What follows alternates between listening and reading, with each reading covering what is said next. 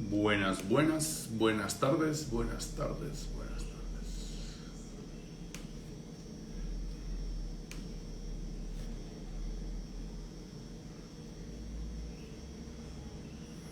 Bueno, buenas tardes, ¿cómo estáis, muchachos? Ya veo que hay alguien conectado por aquí.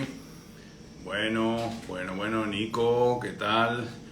Bueno, y como tengo un poco el celular un poco más lejos, no puedo saludaros a todos, pero bueno, daros por saludados. Sebastián también, buenas.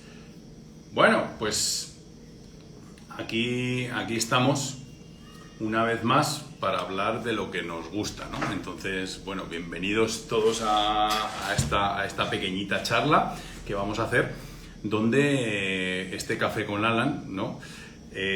Vamos a hablar un poco de unas preguntas que me habéis ido haciendo, ¿no? Estos días. Las tengo aquí apuntadas, pues para un poco las más principales. Voy a obviar un poquito las que no sean así como muy importantes, pero bueno, la mayoría ya sabéis que siempre os suelo contestar en privado o lo que sea, pues os suelo contar, ¿no?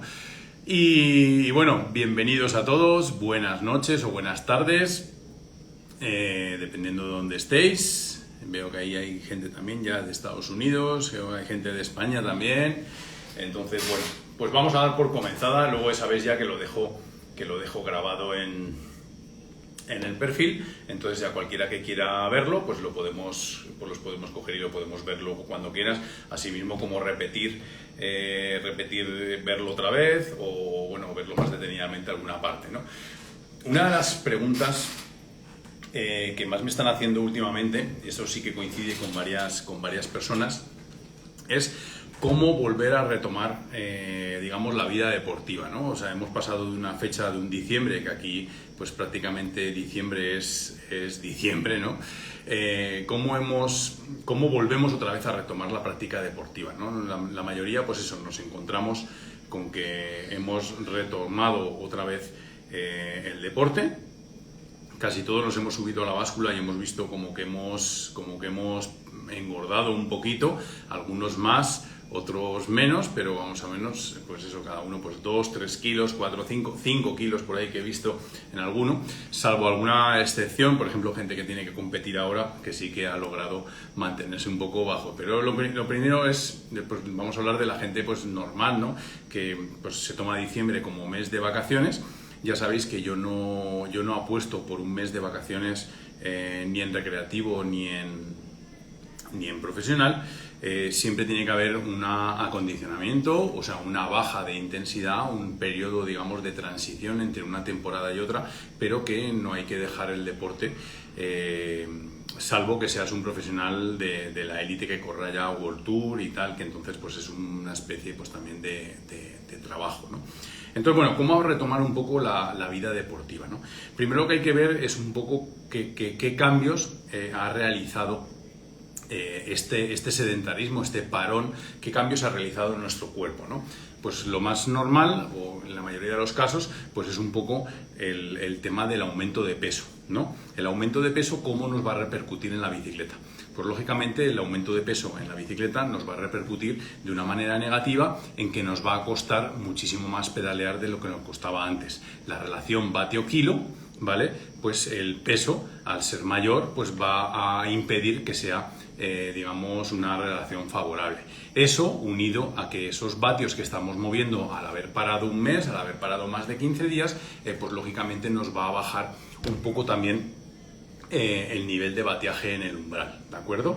Entonces nos encontramos con dos problemas ante un parón. Primero es la disminución de nuestro FTP o de nuestros vatios en el umbral y, por otro lado, el aumento de peso. Por lo tanto, ya ves que está jodida la vaina, ¿no? O sea, cuando nosotros dejamos de entrenar durante un mes, tenemos una serie de problemas que tenemos que afrontar, ¿no?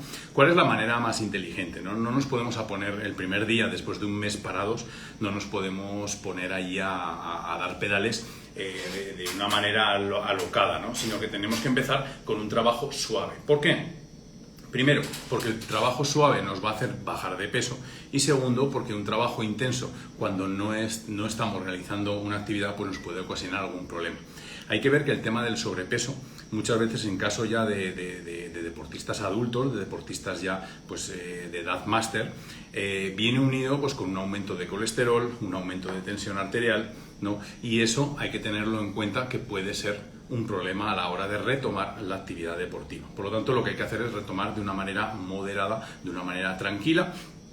Y entonces lo que vamos a hacer es ir tranquilos durante 2, 3, 4 semanas, el mismo periodo aproximadamente que hemos hecho, digamos, el periodo de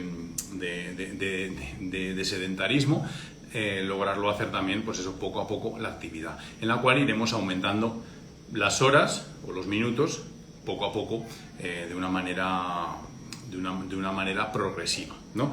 De esta manera pues vamos a bajar de peso, que es el primero de los problemas que nos encontramos, y segundo, si hemos conseguido o si hemos detonado alguno de los componentes que hemos dicho, pues colesterol, hipertensión, que la tenemos así un poco alta, la tenemos así el colesterol un poco alto, pero en las navidades, pues como hemos comido más de la cuenta, hemos bebido más de la cuenta, pues vamos a subir esos valores. Entonces, al subir esos valores, tenemos que andar con más precaución. Hay que decir que en los problemas de hipertensión y de los problemas de colesterol, los problemas suelen aparecer a partir de una cierta frecuencia cardíaca, que normalmente pues, suele ser entre el 80 y el 85% hacia el máximo, ¿de acuerdo? Entonces hay que intentar evitar ir en esas zonas de frecuencia cardíaca y salir solo para poder, digamos, hacer un poco un trabajo individualizado, ¿no? Ya sabéis que soy defensor de ese tipo de trabajo individual, que cada uno tiene que trabajar en sus zonas. Entonces, tenemos que retomar de una manera muy progresiva e ir aumentando progresivamente los tiempos e ir intercalando días de descanso en medio. Quiero decir que, por ejemplo, si ya voy a salir todos los días, pues salgo 2 días, descanso 1, salgo otros 2, descanso 1, y la semana que viene voy a hacer 3, descanso 1, hago otros 3, descanso 1, hasta que ya cojamos la rutina normal, que suele ser pues 6 días y 1 de descanso. ¿De acuerdo?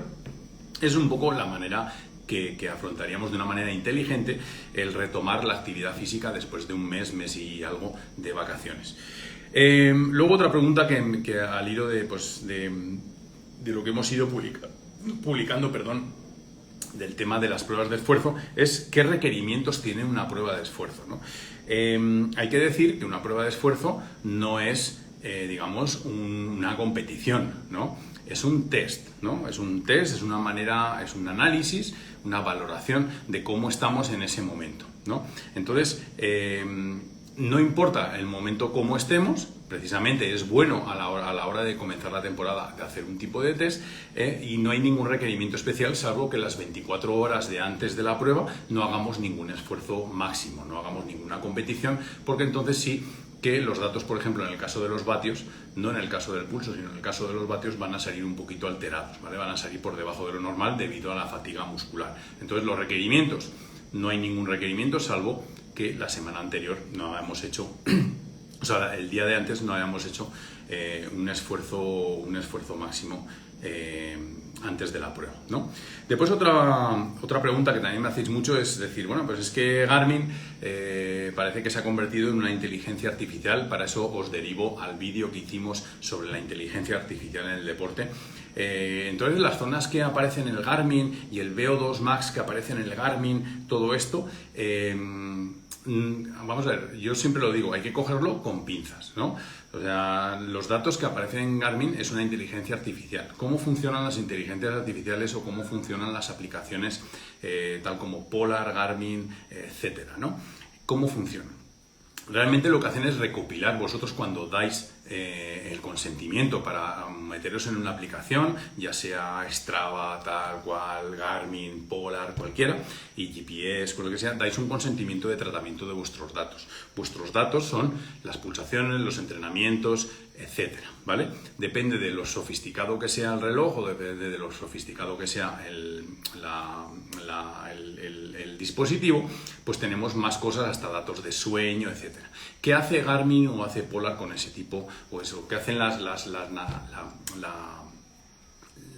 digamos, la marca que tiene todos esos datos, ¿no? Pues todos esos datos los va estudiando, ¿no?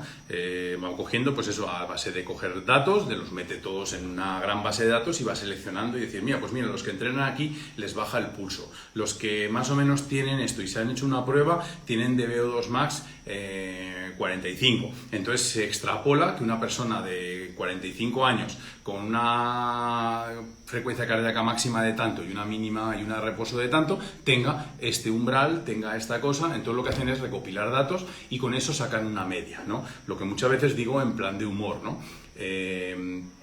Cuando nosotros, si nos dicen cuánto medimos, ¿no? Yo mido 1,75 y ¿cuál es la medida media de un colombiano? Pues 1,71. Pues entonces no somos colombianos porque sobrepasamos 4, ¿no? Entonces hay que tener cuidado con este tipo de medidas medias porque lo que hacen es alterar un poquito los valores, ¿no? Por ejemplo, el estudio de 220 menos la edad, ¿de acuerdo?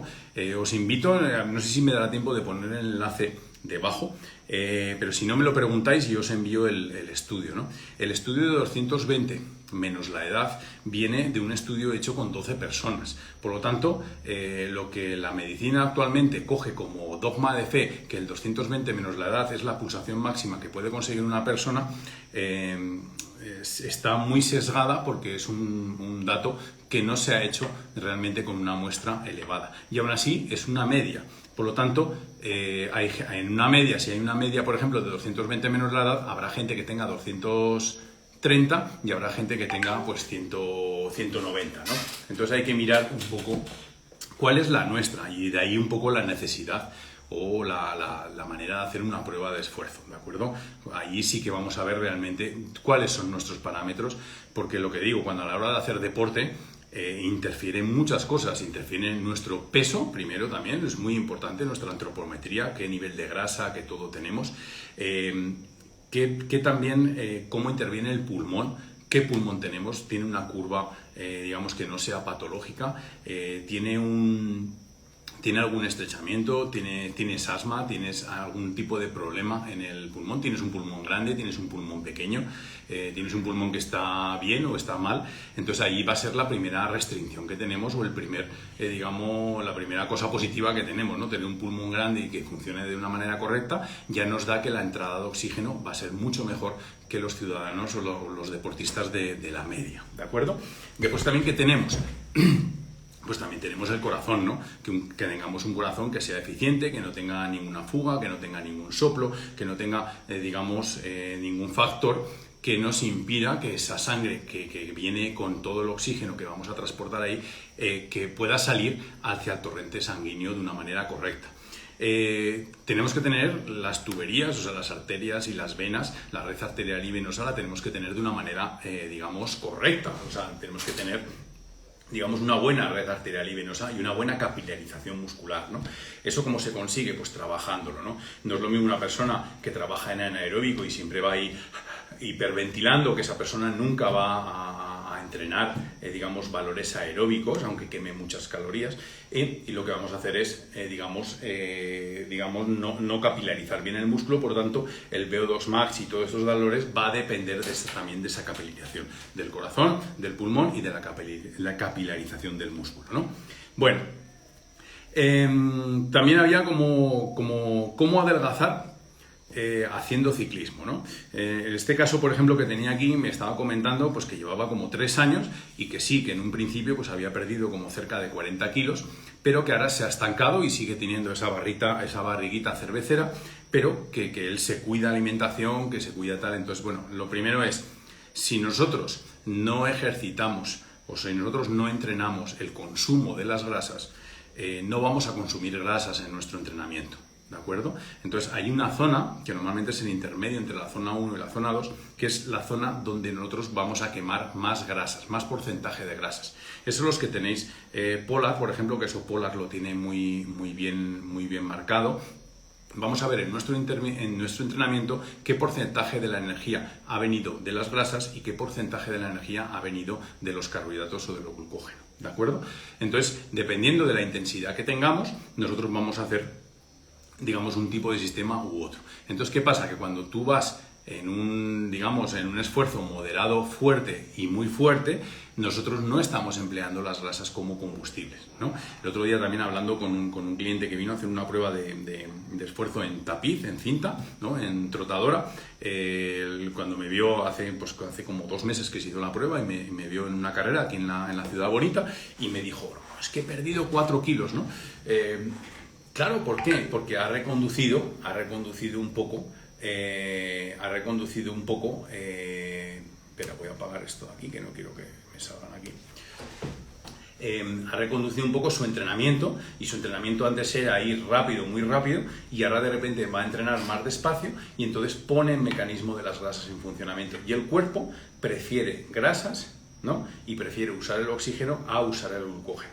Entonces enseguida se va a adaptar, va a perder peso, ¿de acuerdo? Porque va a empezar a consumir esas grasas y encima vas a mejorar tu forma física, ya no solo por el peso, ¿no? Por la disminución de, bueno, la grasa interfiere primero por el peso y segundo también porque la grasa, digamos, interfiere a la hora de deslizar el músculo, ¿no? O sea, es un poco un freno que tenemos en el músculo para que funcione de una manera correcta. Y luego, pues lógicamente, al mejorar nuestra capacidad física, vamos a tener un mejor umbral. Por lo tanto, si mejoramos el umbral y encima después también mejoramos el peso, en el caso del ciclismo la relación vatio-kilo va a ser mucho mejor y por ejemplo en el caso del atletismo, pues vamos a tener, digamos, menos resistencia, vamos a tener que mover menos el cuerpo, por lo tanto usaremos menos kilocalorías para mover ese cuerpo, ¿no?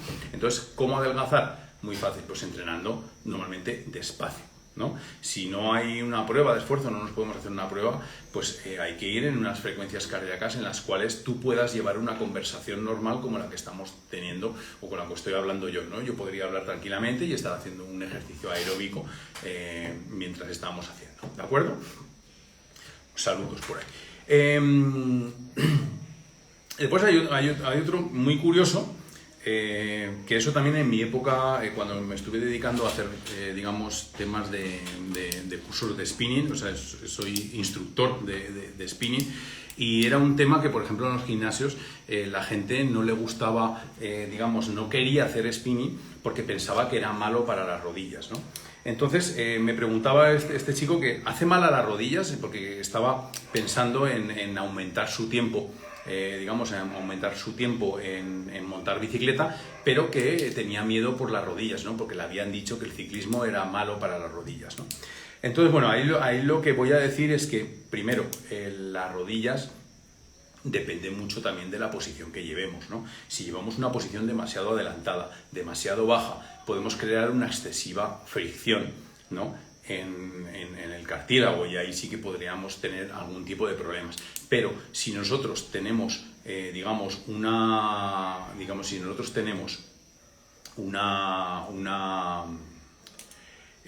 una postura correcta dentro de la bicicleta, digamos, el pie bien alineado con la rodilla, no tenemos por qué tener ningún problema. De hecho, la bicicleta se la recomiendan a muchos pacientes porque tienen problemas en las articulaciones de las rodillas, ¿de acuerdo? Incluso muchos problemas de las rodillas se pueden solucionar llevando la bicicleta un poquito más arriba, un poquito más alta, para evitar ese tipo de fricción, ¿no? Para evitar que esa angulación, quitar angulación, y entonces se quita tensión en la rodilla, ¿no? Entonces no hace mal a la rodilla, ¿de acuerdo? La bicicleta en la mayoría de los casos, ¿no? Otra pregunta que me resultó graciosa, no sé si fue de broma o no, me preguntó que si el hacer bicicleta afectaba a los órganos sexuales, ¿no? Entonces, bueno, digo lo mismo, no afecta, digamos, a los órganos sexuales. Por el contrario, una persona que empieza a hacer deporte y que empieza a hacer ciclismo se va a sentir mejor, va a notarse que baja de peso, va a mejorar su composición corporal, y lo que va a hacer es tener, digamos, más apetito sexual, ¿no? Al verse un poquito, pues, mejor, ¿no? Después también me preguntaban que qué diferencias había entre mis entrenamientos, por ejemplo, y los que había, por ejemplo, en Training Peaks, ¿no? De algunas personas, ¿no? Entonces digo, bueno, vamos a ver, la diferencia entre entrenamientos, bueno, el primero es que yo llevo poca gente, ¿no? Yo, pues, si llevo de 20 a 25 personas, solo llevo a esas 25 personas y no me complico la vida en llevar a más gente, ¿no? Por lo tanto, mi seguimiento es mucho más personalizado, ¿no? Luego estamos encima de las personas, ¿de acuerdo?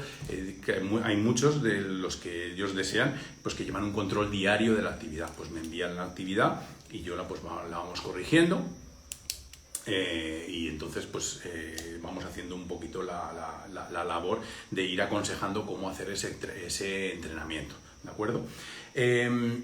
Sí, aparte también dice John Fonseca que no hay trauma directo, lógicamente el impacto que tenemos en un trote no lo tenemos en la bicicleta, ¿de acuerdo? Entonces es muy importante eso, ¿no? Volviendo otra vez al tema de los entrenamientos, ¿no? Pues el primer entrenamiento es eso, ¿no? Yo no tengo tampoco ninguna plataforma para usar, no me gusta usar Training Peaks. Training Peaks normalmente hay gente que la emplea y no sé si sabréis, y si no investigáis un poco cómo funciona Training Peaks. Training Peaks, pues tú puedes crear los entrenamientos y luego puedes pinchar y los envías a la gente de una manera continua. Por lo tanto, se presta mucho al copia y pega, por lo tanto no es una manera correcta, pienso yo, para un entrenador que queramos digamos rendimiento en los alumnos, ¿de acuerdo? Entonces yo también cambio los entrenamientos semanalmente en función de lo que se ha hecho la semana anterior, por lo tanto pues es un contacto mucho más directo con el atleta o con el deportista, ¿no? Y luego también lo que tenemos es que, por ejemplo, en el caso del ciclismo con potencia, yo no entreno por zonas de potencia, ¿no? El tema de las zonas de potencia pues ha pasado un poquito a segundo plano, y lo que entrenamos es mediante la curva de potencia, vamos estableciendo que cómo va cambiando esa curva semana tras semana, cómo cambian umbrales, cómo cambia todo, y desde ahí lo que hacemos es establecer dónde trabajamos para lograr la curva que deseamos nosotros entrenar. Por lo tanto, semana tras semana yo puedo enviar un entrenamiento. Hoy ha habido el caso, por ejemplo, con un deportista que ha hecho un entrenamiento y hemos visto el efecto que ha creado ese entrenamiento de hoy en la curva de potencia. O sea, muchas veces, dependiendo del entrenamiento que se haga, podemos ver cómo ese entrenamiento ha variado en la curva de potencia, cómo interfiere. Entonces, viendo eso, observando cómo va cambiando, pues nosotros vamos generando los nuevos entrenamientos con vistas a mejorar muchísimo mejor que de la parte de trabajar con zonas, ¿vale? Muchas veces trabajar por zonas, en el caso de la potencia, prácticamente cada 20 días habría que hacer un test de FTP, ¿no? Habría que hacer un test de 20 minutos o por lo menos uno de 8 o de 10 minutos para ver cómo va evolucionando y cambiar esos datos de FTP para que los datos sean reales. De esta manera, semana tras semana, estamos llevando pues, los datos muchísimo más actualizados, ¿no? Bueno, hemos dicho lo de la rodilla, los órganos sexuales. Hay otro tema también, más movilizado un poquito en torno a la biomecánica, que es el tema de por qué se me duermen las manos, ¿no? Es un tema que bastante gente pues, me preguntáis, ¿por qué se duermen las manos en la bicicleta, ¿no? Normalmente cuando nosotros llevamos una posición en la bicicleta y estamos un rato en la bicicleta, sobre todo en las de ruta, que son un poquito más rígidas, ¿no? Que ahí entraríamos en el tema un poco de la rigidez y tal, pero bueno, vamos a dejarlo ahí. Pero cuando nosotros llevamos una posición fija, dependiendo de la posición que llevemos del codo, es una falta de alineación, al fin y al cabo, entre los hombros, el codo y las muñecas, ¿no? Cuando nosotros hay una alineación que sea incorrecta, nosotros podemos presionar o podemos, digamos, entubar, no sé cómo llamarlo, digamos, molestar al nervio que pasa. Por ahí pasan muchos nervios, pues pasa el cubital, pasa el radial, pasa un montón de nervios, ¿no? Entonces podemos estar presionando alguno de esos nervios, pues por ejemplo lo más normal sea el cubital, y el cubital nos produce un adormecimiento de las manos. Por lo tanto, remedios, primero, pues intentar colocar una posición más correcta, repartiendo un poquito más el peso, digamos, hacia atrás, digamos, hacia el sillín, llevar un poquito más de peso hacia el sillín, si la espalda o las molestias de espalda nos lo permiten, y luego es ir cambiando la posición de las manos conforme vayamos entrenando, ¿de acuerdo? Pero normalmente suele ser, pues es un tema de que estamos, digamos, oprimiendo el nervio cubital, ¿de acuerdo? Si los datos de la curva de potencia bajan, ¿cómo lo manejas? Pues si bajan significa que yo he hecho un mal entrenamiento, no un mal entrenamiento, sino que donde he excitado en ese trabajo de potencia, veo que me ha alterado otro sitio o me ha bajado la potencia, ¿no? Entonces lo que hago es cambiar, ese entrenamiento no lo puedo seguir haciendo. Si ese entrenamiento me ha bajado la curva de potencia, tengo que coger y tengo que mejorarlo por otro lado. ¿De acuerdo, Julián? La alineación, cambiar de posición. Bueno, otra pregunta también que me hacéis mucho es el tema de vatios o frecuencia cardíaca, sobre todo ahora en el inicio de la temporada, ¿no? Cuando ahora inicio de temporada, pues siempre pues, pensamos en los juguetitos que nos vamos a comprar nuevos para esta temporada, ¿no? Y mucha gente me pregunta, pues profe, ¿qué vamos a hacer? ¿Entrenamos por vatios o entrenamos por frecuencia cardíaca, ¿no? En realidad, ¿vale? Si los datos están bien establecidos, tanto los de potencia como los de frecuencia cardíaca, es lo mismo, entre comillas, entrenar por vatios que por frecuencia cardíaca. Lo que hay que dar es el estímulo necesario al cuerpo, el tiempo necesario y el descanso necesario, ¿vale? Ahora bien, cuando entrenamos por vatios, nos encontramos que el entrenamiento es efectivo, ¿de acuerdo? ¿Qué quiere decir? Que nosotros, independientemente del pulso, que el pulso es un factor que puede variar dependiendo del estrés, dependiendo del descanso, dependiendo si hemos tomado algún estimulante o estamos tomando algún tipo de medicación, los vatios no varían. ¿De acuerdo? Y en cambio, pues el pulso sí que puede verse, digamos, modificado o enrarecido, por decirlo de alguna manera, por ese estado, ¿no? Por ese estado físico, ese estado anémico que estemos en ese momento, por estrés, por lo que sea, sí que puede ser. Pero realmente, si están bien establecidas las zonas, el tema nervioso normalmente se puede pasar. Siempre que entrenemos por vatios hay que mirar el pulso. O sea, no vale entrenar pulso sin vatios, ¿de acuerdo? ¿Por qué? Porque ahí vamos a ver también cómo va evolucionando, digamos, ese rendimiento y vamos a ver en qué zonas estamos entrenando, si está resultando demasiada carga o si está resultando demasiado poca carga, ¿no?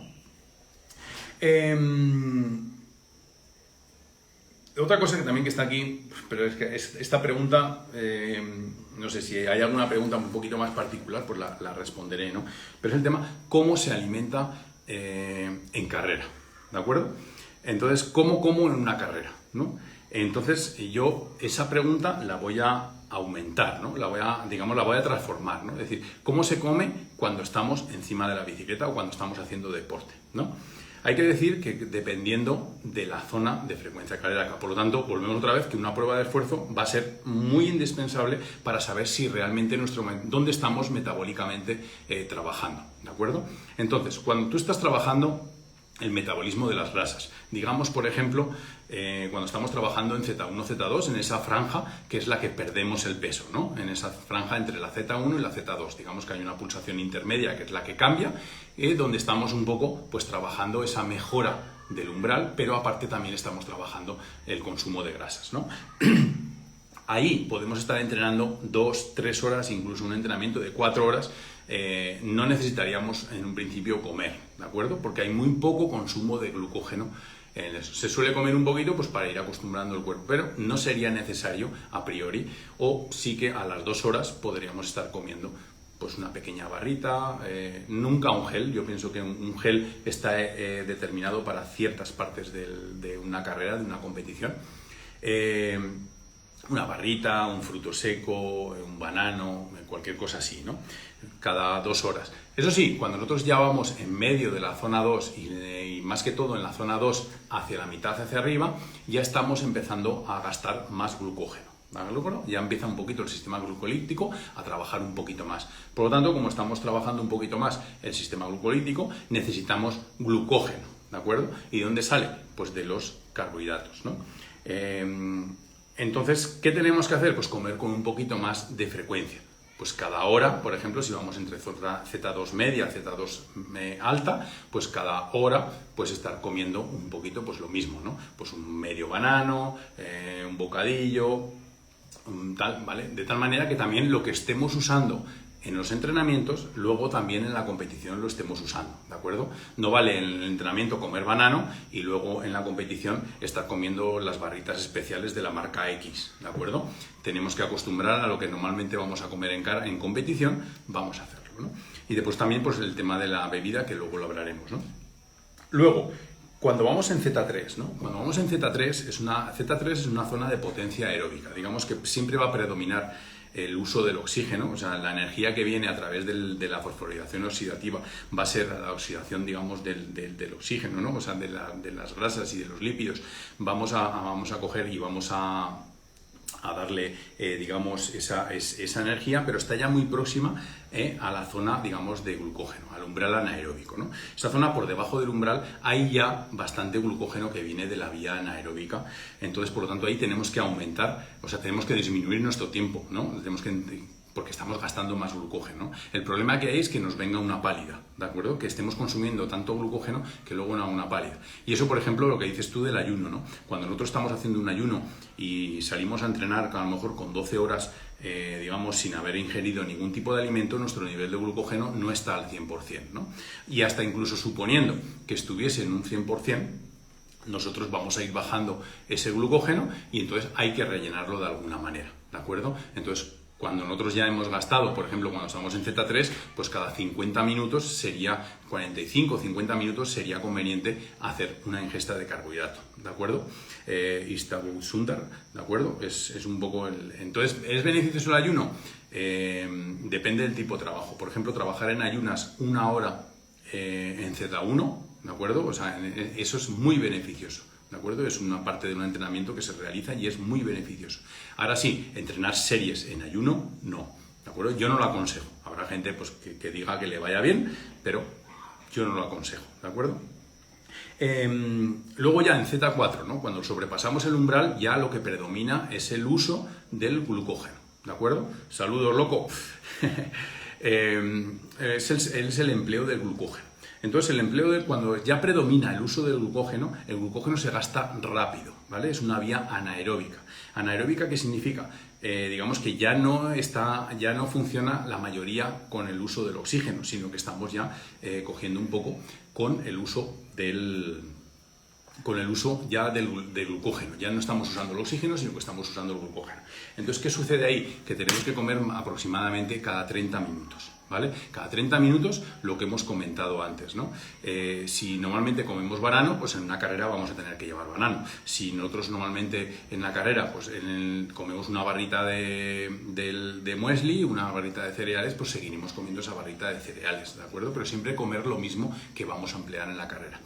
Luego ya cuando entramos en zona 5, ahí no hay alimento ni suplemento digamos, pueda solucionar el daño que se realiza. Normalmente más de 2 minutos en zona 5, si está bien regulada, ¿de acuerdo? Si está bien, digamos, puesta con una prueba de esfuerzo, más de 2 minutos va a generar, digamos, un exceso de ácido láctico que no lo vamos a poder reciclar. Entonces, ese ácido láctico que no reciclamos va a generar un daño en el músculo, ¿no? Volvemos otra vez a la misma historia. Imagínate un trozo de carne y le echamos ácido, pues nada bueno pasa. Pues en tu músculo pasa lo mismo. Un exceso de ácido láctico que no somos capaces de reciclar va a generar un daño.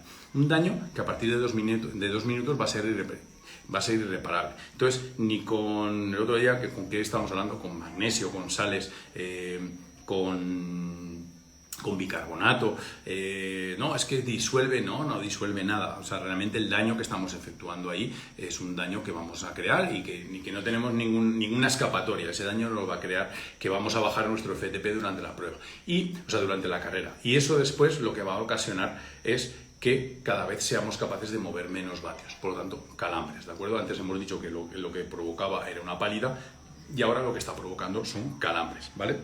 Pero muchas personas que tenéis problemas de calambres, que también me preguntan el tema de los calambres, suele ser por sobreesfuerzo, porque estamos trabajando mucho sin ser capaces de, digamos, reciclar ese ácido láctico que estamos produciendo. Por lo tanto, cuando no reciclamos el ácido láctico, ese ácido láctico permanece y va dañando el músculo. Cuando llevamos demasiado tiempo ya, digamos, con ese daño muscular, el cerebro dice, para, porque estás destrozando, vas a tener una rotura de fibras importantes. Entonces te organiza ahí un calambre para que tú pares de hacer ejercicio, ¿no? Igual que la pálida es un síntoma, digamos, como una especie de síncope que te da para que tú no sigas gastando glucógeno y dejes al cerebro sin glucosa, que al fin y al cabo pues es también parte de su alimento para que funcione correctamente, ¿no?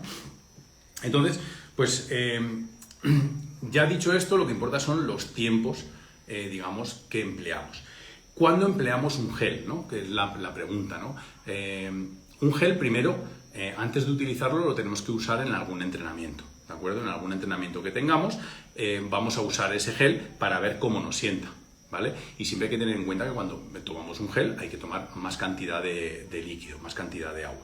Entonces lo que vamos a hacer es eso, nos tomamos un gel y bebemos inmediatamente agua, ¿no? Probarlo en entrenamientos y luego cuando estemos en carrera, ¿cuándo es el momento de utilizar un gel? Un gel lo único que tiene es la ventaja del tiempo, ¿no? Un gel nos lo tomamos ya y actúa ya. ¿Cuándo lo podemos tomar? Por ejemplo, cuando coronamos un puerto, ¿no? O cuando todavía estamos en el puerto y todavía nos queda un trozo más y no podemos estar comiendo, masticando y haciendo esfuerzos, ¿de acuerdo? Entonces el gel se vuelve un tema de comodidad a la hora de tomarlo, ¿vale? De tomar el alimento. Entonces, pues esa es una buena razón para usar un gel. Pero, por ejemplo, en carrera tampoco conviene siempre estar tomando geles, ¿no? O, por ejemplo, una subida a letras, ¿no? Que el otro día me comentaban, no, pues vamos a planificarla y en los trozos que son más suaves, ahí podemos comer una comida sólida, ¿no? De cara a poder hacer 5 o 6 horas seguidas. El gel al final, pues no deja de ser un alimento líquido, un alimento que encima cuando lo tomamos es una alta concentración de glucógeno que puede provocar una diarrea osmótica o puede cambiar la osmolaridad del estómago. Entonces hay que tener un poquito de precaución con eso, ¿no? Luego ya, pues hay un poco, me preguntabais, no, es que una dieta keto, es que una dieta vegetariana, una dieta... Bueno, el tema de las dietas, cada persona es un mundo. Igual que cada nutricionista dice que su dieta es la mejor, ¿no? Yo pienso que cada dieta es para una persona, digamos, determinada, ¿no? Cada persona tiene, digamos, sus alimentos que le van a ir mejor y sus alimentos que le van peor, ¿de acuerdo? Entonces, el llevar un tipo de dieta u otra, al final lo que se va a hacer es un poco que cada persona pues tenga su predilección o tenga digamos, su afinidad ante un tipo de dieta a otro, ¿no? Hay gente, por ejemplo, que la dieta keto pues le puede resultar mucho más fácil, ¿no? Pero tenemos un problema, ¿no? Que cuando si nos dedicamos a una vida normal, la dieta keto puede ser válida, pero cuando nos dedicamos a la competición, una dieta keto no es del todo, digamos, aconsejable. Ya digo que, vamos a ver, que tampoco quiero meterme ahí en el terreno de las dietas, porque el tema de las dietas es un poco complejo, ¿no? Yo solo sé, pues eso, de fisiología, ¿no? Entonces, cuando hablamos de fisiología, hay unos requerimientos en el cuerpo y al cuerpo se lo tenemos que dar para que tenga un mejor rendimiento, le tenemos que dar un poco de mejor, digamos, de disponibilidad de ese alimento, ¿no? Igual que nos tomamos un batido de proteínas después de entrenar para que esa asimilación sea rápida y que enseguida vaya al torrente sanguíneo y nos ayude a recuperar ese esfuerzo que hemos hecho en la carrera, lo mismo tiene que ser el tema de la disposición de glucógeno, ¿no? Cuando nosotros le vamos aportando glucógeno, y la gente lo sabe, ¿no? Cuando, por ejemplo, vamos mal y de repente nos tomamos un gel y parece que nos da como una explosión, ¿no? Pues lógicamente es porque necesitábamos esa disponibilidad, ¿no? Otra cosa es que el cuerpo lo acostumbremos a trabajar bajo otro régimen, pero entonces si vamos a hablar de rendimiento, pues puede que no sea lo más apropiado, ¿de acuerdo? Ya como preguntas, ya yo creo que con estas son las que más, digamos, las que más se repiten y las que más, digamos, tengo siempre en el buzón, ¿no? Que me estáis preguntando, ¿no? Entonces, bueno, dejo el tema abierto, no sé si había una pregunta por ahí, no sé si lo he solucionado, el tema del ayuno, ¿vale? El tema, vamos a ver, y los datos de la curva de potencia también le hemos contestado ahí también. Buenas noches, Pedro. Bien. Lo del trauma directo en la rodilla. ¿Qué se entiende por FatMax? No te entiendo la pregunta. FatMax, ¿qué es? La máxima quemado, la zona de máximo quemado de grasa. Sí, hay un test, me imagino que irá por ahí, que la pregunta va sobre el FatMax, sobre la zona más quemada de máximo quemado de grasa. Es lo que estábamos comentando, ¿no? Esa zona intermedia entre la Z1 y la Z2, ¿no? Es una zona donde más o menos el 50%, digamos, de la energía va a provenir de las grasas y el 50% de la oxidación, ¿vale? Entonces ahí tenemos un poco ese intermedio entre el oxígeno y las grasas que nos va a hacer, por un lado, mejorar nuestra nuestra capacidad aeróbica y por otro lado mejorar el consumo de grasas. Si nosotros esa zona de Fat Max, ¿no? Si nosotros esa zona la llevamos más abajo, digamos, nos vamos hacia la zona por debajo del umbral aeróbico, digamos, nuestro consumo de grasas va a ser muchísimo mayor, ¿vale? Pero al generar tan pocos vatios, ¿vale? Al generar tan pocos vatios, vamos a necesitar como 7 horas para poder quemar las mismas calorías que quemamos entre el medio de la Z1 Z2. Y aparte, ese entrenamiento que hacemos entre medio de la Z1 y Z2 es un entrenamiento también de capilarización y de mejora para mejorar nuestro umbral, cosa que por debajo ese entrenamiento no hace nada. Ese es el tipo de entrenamiento, por ejemplo, que se realiza cuando se hacen ayunas, ¿no? Y nosotros cuando entrenábamos para la Olimpiada con el entrenador ruso, nosotros todas las mañanas hacíamos un entrenamiento en ayunas, pero siempre fue en baja intensidad y como mucho con activaciones de 10 segundos, ¿de acuerdo? Entonces nunca es, aconsejable hacer series en ayunas y estas cosas, ¿de acuerdo? Y de todos modos, mucha gente que hace ayunas, esto sí que lo he observado aquí, sale en ayunas y luego a las 2 horas, antes de darse la vuelta, desayuna arepas con huevo y tal, ¿no? Entonces ya se pone a hacer la digestión de eso y vuelve, el cuerpo está haciendo la digestión, ya no hace ni la digestión porque se empieza a dar leñero, entonces eso no es un poco esto, ¿no? O sea, no es un poco serio ese tipo de cosas, ¿no? El trabajar en ayunas y luego poder comerte un huevo y una arepa para poder compensar un poco eso, ¿no? Es preferible haberte comido un desayuno a base pues un poquito de cereal, un poquito de grasa, mantequilla de maní, una tostada pues con mantequilla, incluso alguna fruta, un café, ¿vale? Y ya sales a entrenar, ¿eh? Hay gente, pues por ejemplo, el otro día cuando hablábamos con un en vivo con Otto, ¿no? Que tenía la llamada de la selva cuando desayunaba, ¿no? Y por eso no desayunaba. No, pues desayuna antes, ¿no? O sea, hay que desayunar una hora antes para que ese cuerpo, esa digestión de ese alimento que estás tomando te haga efecto y te puedas ir al baño, ¿no? Entonces hay que conocer un poquito cada cuerpo, ¿no? Me estaba diciendo aquí John Freddy, el tema de caminar y trotar ayuda a mejorar en el ciclismo. Bueno, vamos a ver. Sí y no, ¿vale?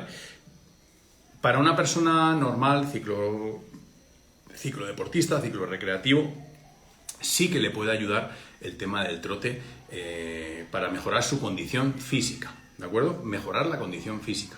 Cuando hablamos de mejorar el rendimiento en bicicleta, la especificidad de entrenar en bicicleta no se la va a quitar el trote, ¿de acuerdo? Entonces, cuando estamos hablando de deportistas recreativos, sí, nos va a mejorar en el ciclismo. Y mucha gente pues que tiene, pues poco tiempo para entrenar, el tema del trote nos puede solucionar bastante ese tema de poder hacerlo, ¿de acuerdo? Entonces, sí que nos puede solucionar. Ahora bien, vamos a ver, un ciclista que siempre ha hecho ciclismo y que no trota, no te pongas a trotar una hora del golpe, ¿no? Hay que preparar esa musculatura. Tú cardiovascularmente estás bien, pero para hacer bicicleta. Tu estructura muscular no está hecha para trotar. Entonces tenemos que empezar a trotar de una manera, digamos, mucho más tranquila, 15, 20 minutos, hacer un día, dejar 2 o 3 de descanso, volver otra vez a trotar otros 15 minutos y no hacer más de 20 minutos durante los 2 primeros meses, ¿de acuerdo? ¿Por qué? Porque así lo que vamos a hacer es aclimatar un poco pues a lo que comentábamos antes también, ¿no? El tema del impacto, el tema de todo. Vosotros veis que mal tampoco va, porque los triatletas son buenos corriendo, son buenos trotando y son buenos nadando, ¿no? Entonces, contra más atletas seamos, mejor condición física. Por eso digo que desde el punto de vista de la condición física, sí. Desde el punto de vista del rendimiento, no, por el tema de la especificidad de entrenamiento, ¿de acuerdo? Está claro que debemos entrenar con alimentos, especialmente en endurance, pero ¿existe algún alimento especial que no recomienda suministrar? Pues, ejemplo. Bueno, vamos a ver. El tema de los alimentos, ya digo que es un tema muy, muy peculiar, ¿no? El alimento que debemos tomar, para así no me mojo tampoco, ¿no? J. Maecha. Bueno, entonces, Bueno, pues el tema, por ejemplo, especial de comer, ¿no? El tema especial de comer, no debemos comer ningún alimento, por ejemplo, que nos cueste mucho de procesar, ¿no? Por ejemplo, frutos secos, ¿no? Un exceso de frutos secos, hay que ver cuánto tarda ese alimento que metemos, cuánto tarda en hacer la digestión. Por lo tanto, el tema de los frutos secos va a tardar un poquito más. Comer, por ejemplo, fritos. Alimentos fritos, ¿no? O sea, estamos metiendo ahí, o sea, el cuerpo tiene que decidir entre hacer la digestión o hacer pedales, ¿de acuerdo? O dar pedales. Entonces, claro, hay que tener un poco esa precaución, ¿no? De tomar alimentos que no vayan a afectar nuestro rendimiento en bicicleta. Si, por ejemplo, estamos comiendo lo que hemos dicho antes, una arepa y un huevo y tal, pues lógicamente eso va a afectar a nuestro rendimiento, ¿vale? Si tomamos una barrita o tomamos un gel o tomamos un banano, eso no va a afectar a la digestión. ¿Por qué? Porque en el estómago ya directamente se va a salir ese glucógeno y lo vamos a llevar directamente ya al torrente sanguíneo a repartir, ¿vale? Con una cantidad mínima del alimento que nos llega al intestino, que va a ser el que nos va a provocar una falla en la digestión, ¿de acuerdo? A ver, estábamos aquí.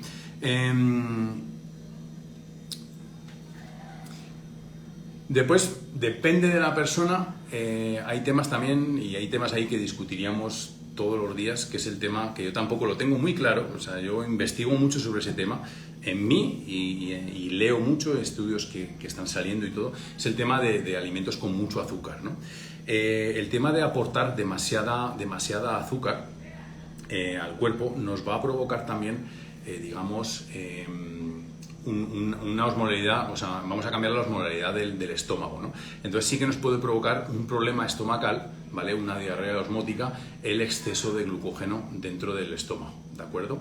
Entonces, bueno, alimentos demasiado azucarados, por ejemplo, yo recuerdo cuando competía que tomábamos terrones de azúcar, o sea, terrones de azúcar con agua del Carmen, ¿no? El agua del Carmen, para que nos hagamos una idea, puede ser como una especie de aguardiente, ¿de acuerdo? Entonces, tomábamos eso, ¿no? Nos pegaba un subidón entre el alcohol que llevaba el agua del Carmen, que tenía 80 grados, y el azúcar, pues joder, pues nos entraba ahí una especie de a tope, ¿no? O sea, de un subidón de azúcar y tal. Eso, por ejemplo, también, pues elevar demasiado el nivel de azúcar en sangre, pues también es contraproducente, ¿no? Aquí nos dice Óscar Ramírez, dice, profesor, buenas noches, ¿se puede combinar deportes? ¿MTB? Sí, claro. O sea, eso además yo creo que lo he hablado, o sea, sí, o sea, de hecho combinar para un deportista, para una persona recreativa, una persona que quiere mejorar su condición física, siempre he dicho que estamos hablando sobre condición física, no sobre rendimiento deportivo, ¿no? Una persona que quiera mejorar su condición física, es bueno que combine y que cruce los máximos deportes posibles. Es más, yo combinaría tanto el MTB, el básquetbol, que puede ser un deporte también donde te ponemos en práctica la habilidad, digamos, también, o sea, estamos poniendo la mente, o sea, es un trabajo de coordinación, o sea, me gusta ese tipo de deporte, y aparte yo metería un poco de trabajo de fuerza, ¿no? Trabajo, pues, con pesas, pues dependiendo de la edad, ya sabéis que la sarcopenia va a ir, digamos, minando esta masa muscular que tenemos. Por lo tanto, combinar un deporte de fuerza y uno de resistencia, ¿vale? Y en tu caso también el básquetbol, que nos va a ser un poco un deporte, digamos, de coordinación neuromuscular, va a ser muy beneficioso, ¿de acuerdo, Óscar? Es sin problema. ¿Preentrenos pueden satisfacer el entreno en ayunas? Yo no me tomaría un preentreno a base de cafeína, óxido nítrico y cosas de esas en ayunas, ¿de acuerdo? Por mucho que tengas ahí, lo que estás metiendo es azúcar por un tubo, ¿de acuerdo? Montoya, estamos metiendo una cantidad de azúcar, porque es un preentreno, estamos metiendo mucha cantidad de azúcar con un estimulante del sistema nervioso central, que suele ser la cafeína, ¿de acuerdo? Incluso hay algunos que llevan cafeína, llevan más cosas, ¿no? Entonces, meterlo eso en ayunas no es excesivamente aconsejable, ¿de acuerdo? De hecho, creo que en los botes pone incluso que no se debe hacer en ayunas, ¿de acuerdo? Aunque muchas veces se puede hacer. ¿Qué te cuesta romper el ayuno con un poquito de avena, o romper el ayuno con una tostada o 2 tostadas, y ya tienes el estómago, digamos, con algo, ¿de acuerdo? Entonces yo no recomendaría un preentreno, y menos como sustituto del entreno en ayunas, porque ya con ese preentreno estás rompiendo el ayuno, ¿de acuerdo? Y encima estás rompiendo el ayuno con un alto nivel de azúcar, ¿de acuerdo? Entonces, bueno, hay que estar un poquito al loro con esas cosas, ¿no? Yo creo que se ha tenido ahí todo bien. Si no, pues me volvéis a preguntar, ¿no? Bueno, el tema de la alimentación, y es un tema que le estoy dando muchas vueltas, además últimamente, debe ser porque ya me estoy volviendo viejo, y claro, y voy mirando un poco el tema de la alimentación, porque es un tema que siempre me ha eso. O sea, yo soy consciente de que yo no he conseguido mejores rendimientos, digamos, en el ciclismo, y eso que he conseguido pues muchas cosas, pues he conseguido ser 2 veces campeón nacional, pues he ganado carreras, o sea, pero siempre nunca me había fijado en la alimentación como una parte, digamos, fundamental, como lo veo ahora, ¿no? Y sobre todo fue a raíz de practicar, digamos, culturismo. Cuando yo tuve un accidente, pues tuve que dejar de correr, y entonces como tenía que hacer otro deporte, pues dije, bueno, me convencieron los del gimnasio y empecé a hacer culturismo. Estuve haciendo como 2-3 años, estuve haciendo culturismo, ¿no? Bien que desde los 16 años estaba haciendo pesas en plan culturista, y para el deporte de la velocidad pues era necesario el tema de las pesas, ¿no? Entonces en el culturismo me di cuenta que vamos a ver, que es necesario llevar un control de la alimentación, ¿no? En el culturismo me di cuenta que dependiendo de lo que te alimentes y cómo te alimentes, sobre todo cuando queda poco tiempo para la competición, te das cuenta de lo que hace un carbohidrato, de lo que hace una proteína, porque llevas la alimentación tal al límite, ¿no? De lo que hace la hidratación, ¿no? Que es muy... esto. Bueno, vamos a ver, estaban aquí. ¿Entrenar 2 veces al día ayuda al rendimiento? Pues depende del deportista, ¿no? Hay que decir que, por ejemplo, nosotros, cuando estábamos en la selección, entrenábamos 4 sesiones diarias, ¿de acuerdo? Entrenábamos el entrenamiento en ayunas, el entrenamiento de fondo por la mañana, el entrenamiento de series por la tarde, el gimnasio y la piscina, ¿vale? 5 veces, ¿no? Entonces, sí que es bueno, ¿vale? Depende también, pues que eso, que entrenar varias veces al día, normalmente para los deportistas les supone, digamos, un estrés. Sí que, por ejemplo, deportistas, por ejemplo, que entreno yo, ¿no? Sí que doblan entrenamiento. Hacen el entrenamiento de fondo y hacen, por ejemplo, un entrenamiento funcional, ¿de acuerdo? Entonces, eso es doblar 2 veces al día. Entonces, sí que ayuda al rendimiento, lógicamente, ¿no? Pero siempre tiene que haber esa especificidad para el deporte, ¿no? Aquí nos dice Gamba, un saludo para Gustavo.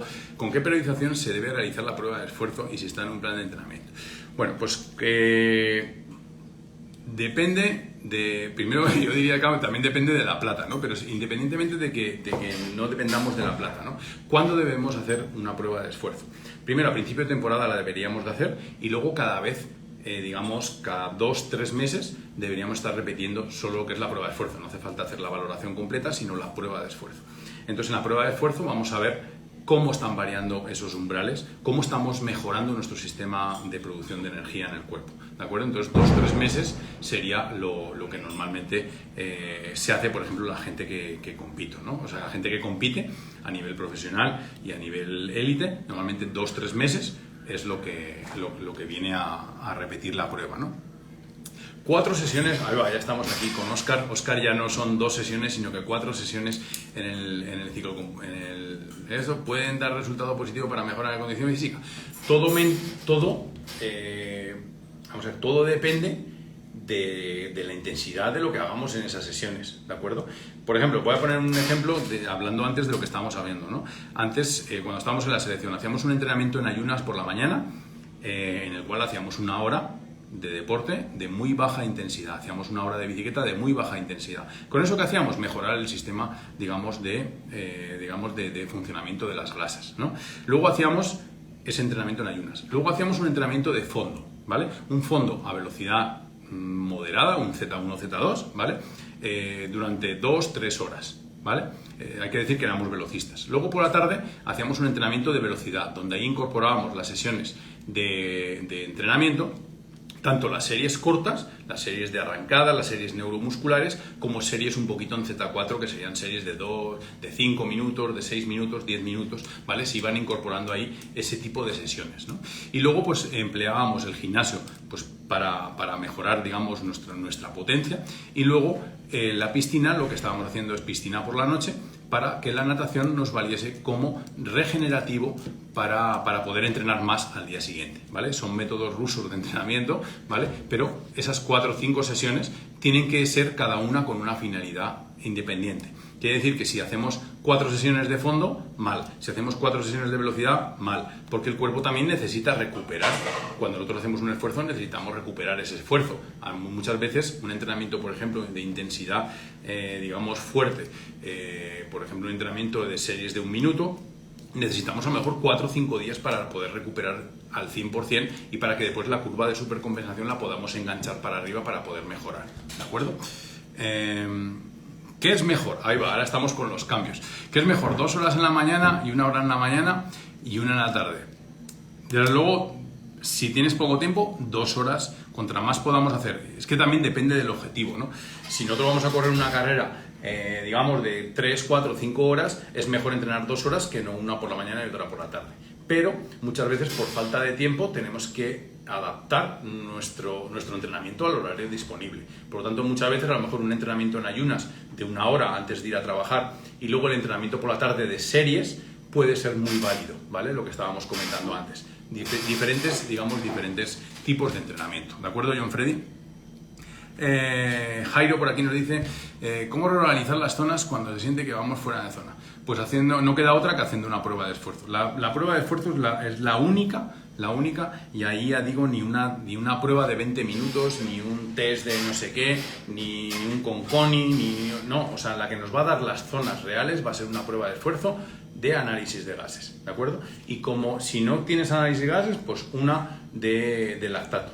Si no, con ninguna, o sea, si no es ninguna de estas 2 pruebas, no podemos saber las zonas dónde van, ¿vale? Podemos aproximar un poco, ¿vale? Dónde están, como hago yo mucho, pues a base también mucho de la experiencia y de ver las sensaciones de cada deportista, ¿no? Hay gente, por ejemplo, que puedes entrenar a distancia, como entreno yo gente a distancia, y que no tenemos la posibilidad de hacer un test de gases, pues lógicamente, con mi experiencia, yo tengo un estudio sobre temas de biotipos, digamos, de biotipos corporales en relación a lo que son la distribución de las zonas, donde habla de eso, ¿no? Dependiendo de la composición corporal y de entrenamiento, cómo pueden variar esas zonas en un cuerpo. Pero siempre van a ser aproximaciones, ¿de acuerdo?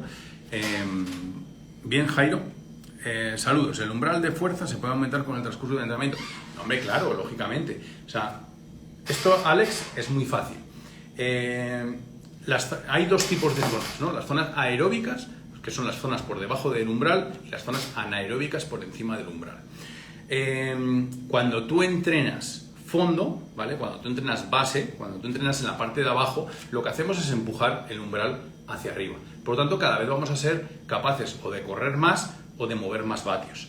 ¿Bien? Entonces, por lo tanto, si subimos el umbral anaeróbico, el umbral, digamos, donde está, digamos, donde dejamos de ser eficientes energéticamente, lógicamente nuestras zonas anaeróbicas también las estamos empujando.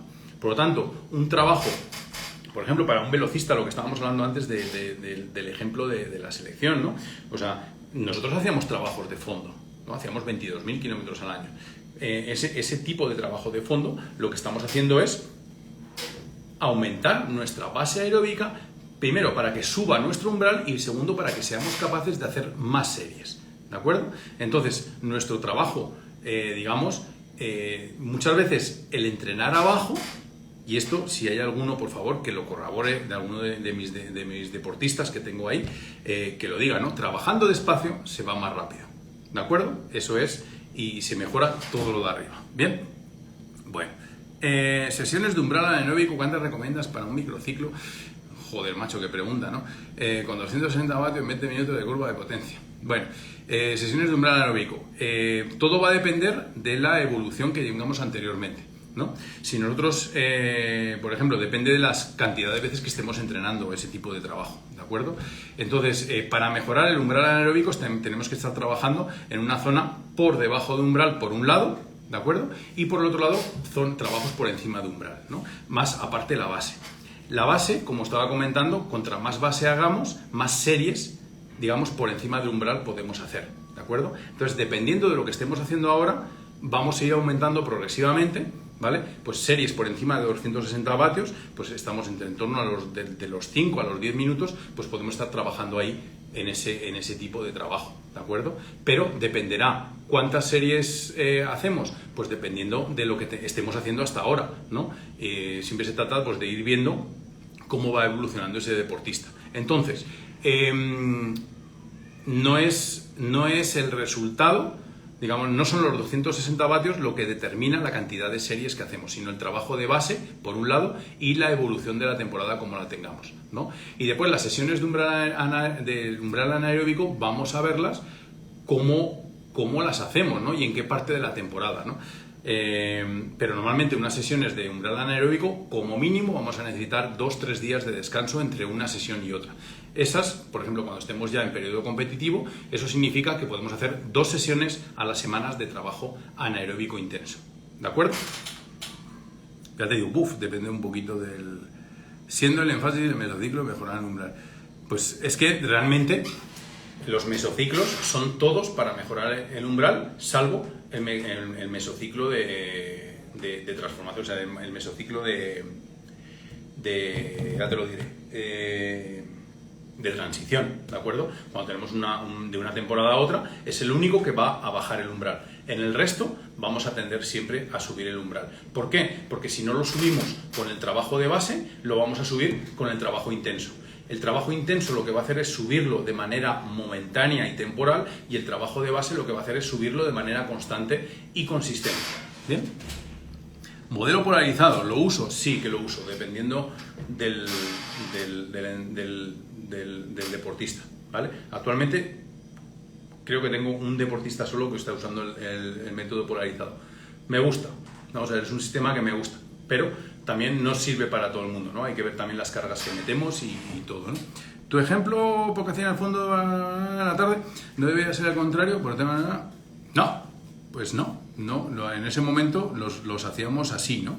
Se supone, Julián, que cada vez que hacemos un entrenamiento, en teoría, bueno, pues vamos a ver, analizándolo un poquito mejor, nunca me había planteado ese tema, pero no, porque nosotros, por ejemplo, el trabajo de fondo que hacíamos por la mañana es un trabajo que prácticamente en 6-7 horas lo tenemos ya totalmente superado, y tenemos una comida en medio, ¿de acuerdo?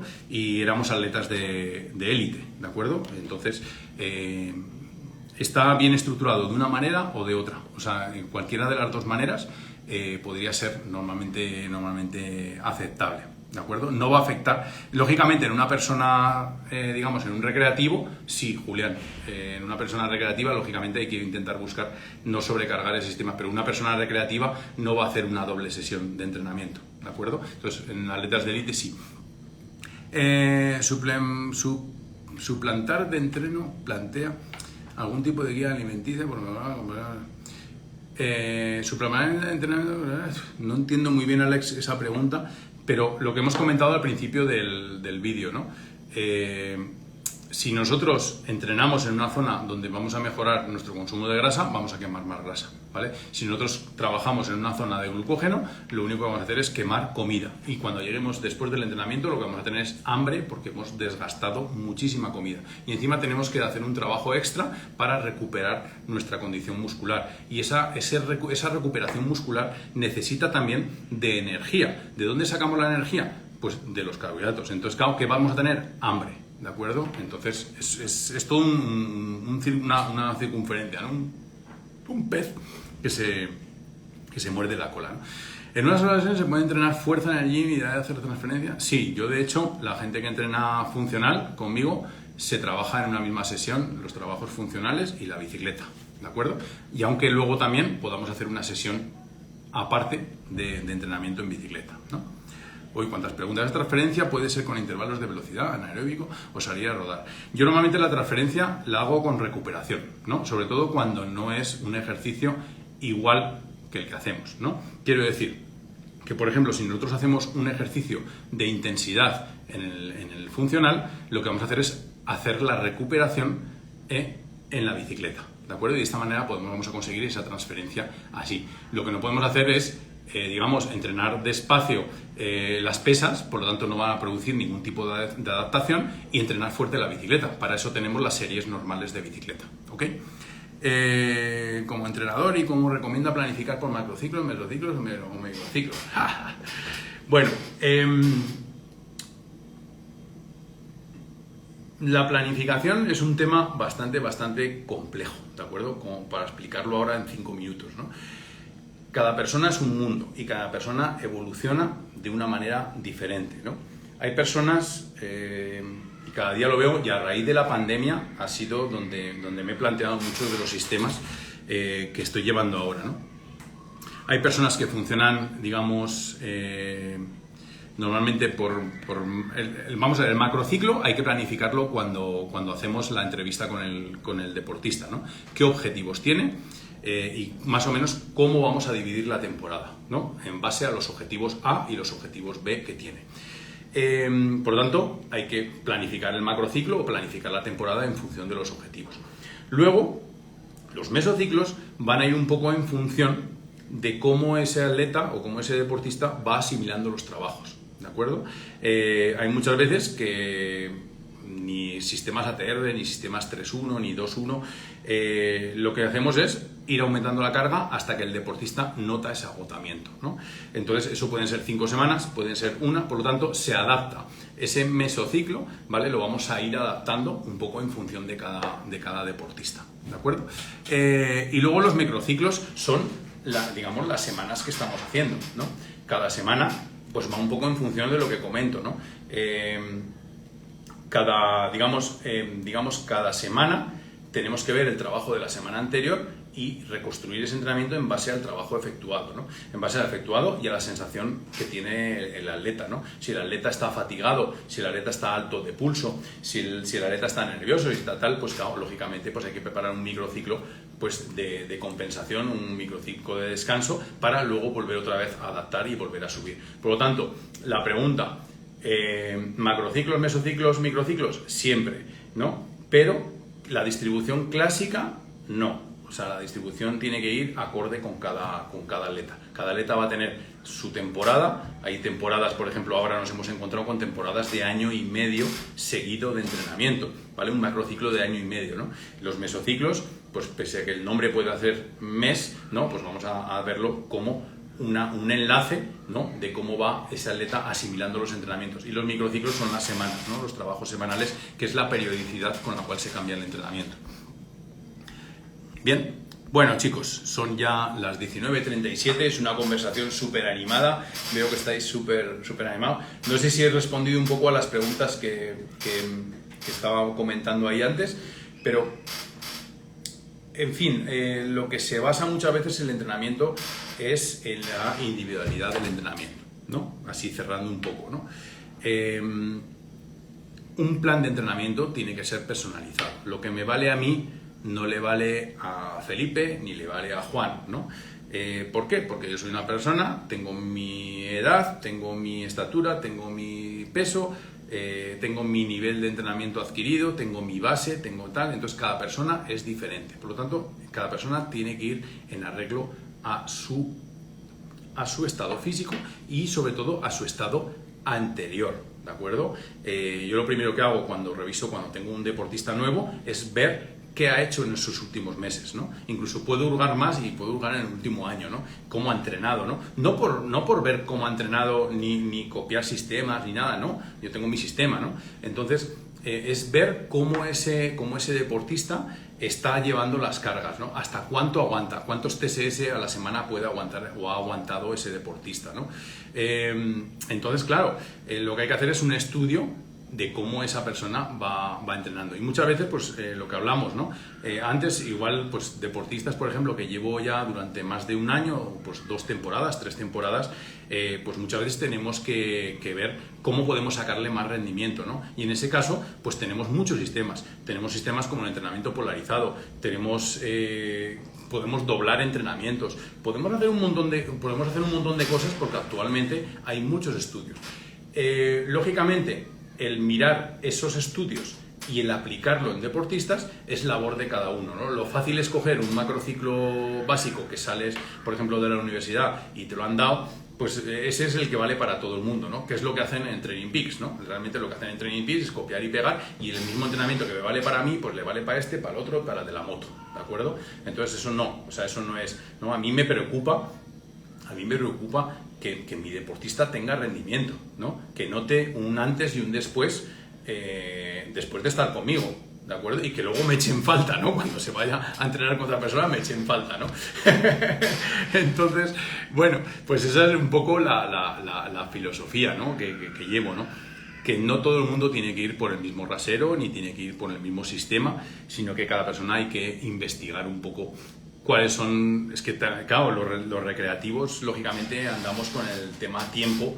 El tema tiempo es vital, ¿no? Cuánto tiempo tenemos disponible, pero para un profesional podemos ir probando y actualmente con las herramientas que tenemos, con las herramientas de análisis, pues como el Golden Cheetah, el VKO, vamos a ver semana tras semana cómo han mejorado los valores del deportista. Por tanto, podemos ver si con nuestro sistema de entrenamiento va bien o va mal lo que estamos haciendo. O sea, tenemos una manera de comprobarlo cuando estamos trabajando por vatios, eso sí que es una mejora, lo que hablábamos antes de vatios o frecuencia cardíaca. A la hora de trabajar con vatios vamos a tener muchísimo más control y vamos a poder, digamos, evitar errores de entrenamiento, tanto de subentrenamiento como de sobreentrenamiento, ¿de acuerdo? Entonces, bueno, chicos, ha sido muy agradable. Muy tema. Gracias, Leon Freddy. Ha sido un tema de preguntas que tenía ahí en el tintero, de gente que me había preguntado y que me parecía muy interesante, pues, hacer un en vivo sobre ese tipo de preguntas, ¿no? Y bueno, invitaros a que estamos ya organizando toda la temporada. Vamos a ver aquí un poquito, voy a mirar la chuleta, ¿vale? Pero vamos a estar en Mosquera. Los días 25 al 27 de este mes. Vamos a estar en Medellín los días 1 o 2 y 3, ¿vale? El día 1 lo más seguro que daremos una charla y el día 2 y 3 haremos las pruebas de esfuerzo. Luego estaremos en Cartagena 9 y 10 y en Ibagué, que es una plaza que hemos conseguido ahora, el 16, 17 y 18 de febrero, ¿de acuerdo? Entonces, bueno, ya siempre me van a preguntar los de Cali. Los de Cali, en cuanto tengamos grupo, vamos para Cali, ¿vale? Ya sabéis que fuimos una vez a Cali y yo quiero volver a Cali, ¿vale? Entonces, lo tenemos ahí pendiente, ¿de acuerdo? Entonces, bueno, gente, el 7 de febrero, pues el 7 de febrero, ¿estoy o no estoy? Sí que estoy. Bueno, pues ya reservamos la cita, ¿vale, Óscar? Es verdad que tenemos pendiente ahí, pues ya hablamos nosotros y nos vemos, ¿de acuerdo? Bueno, gente, paséis muy buena noche. He estado muy a gusto, o sea, ya veis que llevamos una hora casi y media hablando, y ha sido un tema, la verdad, que ya sabes que me fascina mucho hablar de este tema, y sabes que es un tema que me gusta, disfruto con este trabajo, ¿vale? Y exactamente, lo que no se conoce no se puede mejorar. Trabajar sin datos en el ciclismo de hoy en día es trabajar a ciegas, ¿vale? Es como trabajar sin cambios de marchas, ¿de acuerdo? Es como trabajar con un piñón fijo para subir todo como subían en la época de Bahamontes y de Coppi y de Bartali y de toda esta gente, ¿de acuerdo? Así que bueno, buenas noches, nos vemos en el próximo, ¿de acuerdo?